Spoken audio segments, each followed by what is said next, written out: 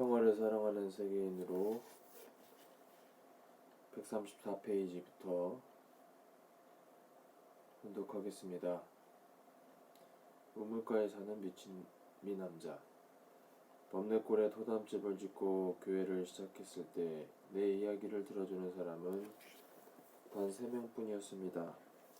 그래도 3명을 앞에 두고 이야기한다고 생각하지 않고, 비록 눈에 보이지는 않지만 수천 수만, 아니 인류 전체가 내 앞에 있다고 생각하고 우렁찬 목소리로 이야기했습니다.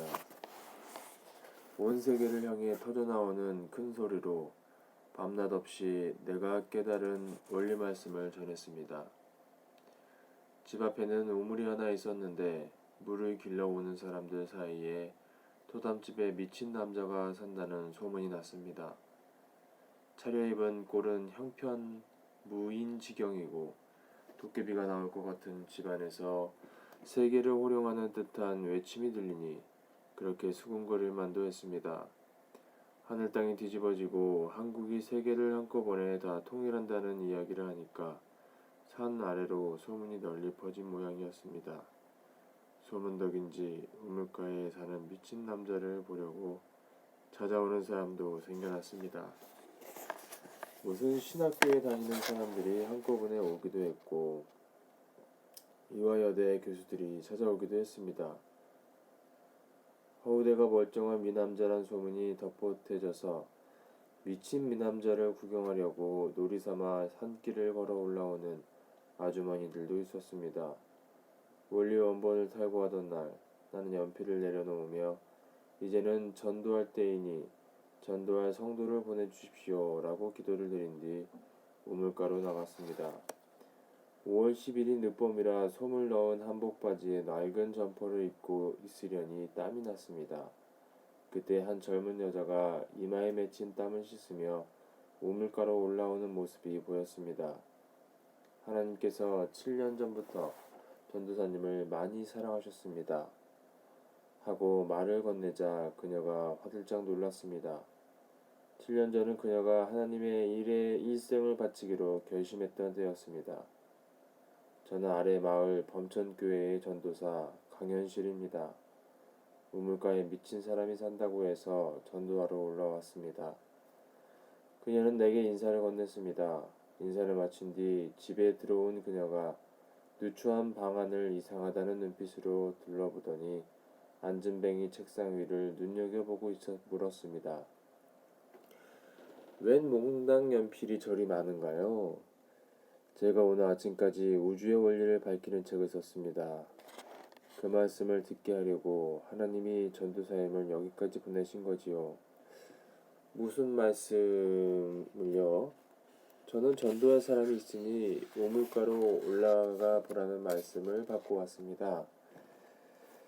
나는 방석을 내어주며 그녀를 앉으라 하고 나도 앉았습니다. 우리가 앉은 자리 밑으로 샘물이 졸졸거리며 흘렀습니다. 한국 땅은 앞으로 온 세계의 삼봉우리와 같은 역할을 할 것입니다. 그리고 세상 사람들이 한국인으로 태어나지 못한 것을 한스럽게 생각할 때가 올 것입니다. 내 말에 그녀는 어이없다는 표정으로 나를 바라봤습니다.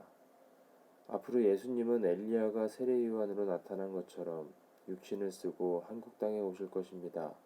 라는 말에 급기야 그녀는 발끈 화를 내며 예수님이 어디 오실 데가 없어서 이 비참한 한국에 오신단 말이에요 하며 대들었습니다. 그리고는 계시록이나 제대로 읽고 하시는 말씀인가요? 저는 고려신학교에서 공부를 한 사람이란 말씀이시죠? 하고 내가 되묻자 아니 그걸 어떻게 아셨어요? 내가 그런 것도 모르면서 전도사님을 기다렸겠습니까? 저를 전도하러 오셨다니 오늘 저를 한번 가르쳐 보시지요. 강현실은 신학을 공부한 사람답게 성경 구절을 줄줄이 외며 나를 공격했습니다. 얼마나 야무지게 대드는지 나도 기차 화통 같은 소리로 일일이 응대하기 바빴습니다. 토론이 길어지고 밖이 어두워지자 내가 저녁밥을 지었습니다. 반찬이라야 쉬어빠진 김치뿐이었지만 물소리가 졸졸 나는 방에 앉아 그 밥을 둘이 다 먹고 또다시 토론을 했습니다. 그리고 이튿날 또 다음 날도 계속 올라와 나와 토론을 벌이더니 강현실은 마침내 범천교회를 떠나 우리 교회의 식구가 되었습니다. 몹시 바람이 불던 11월의 어느 날 아내가 범내골의 초막집으로 나를 찾아왔습니다.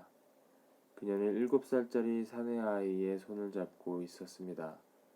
쌀 팔러 나가다 평양으로 올라갔던 그 해에 태어난 아들이 어느새 훌쩍 자라 있었습니다.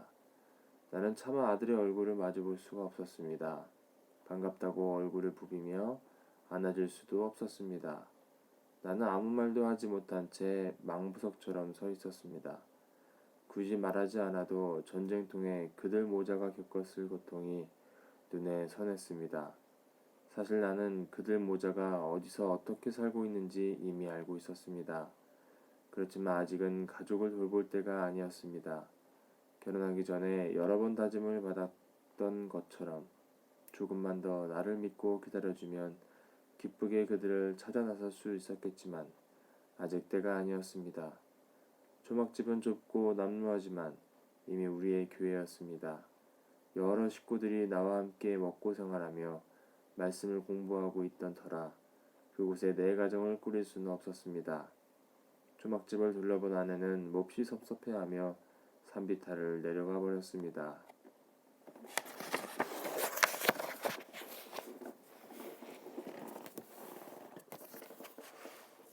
네, 오늘 훈독은 여기까지 하도록 하겠습니다. 감사합니다.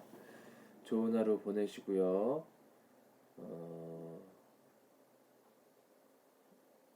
늘 감사한 마음으로 생활하시면 좋을 것 같습니다. 감사합니다.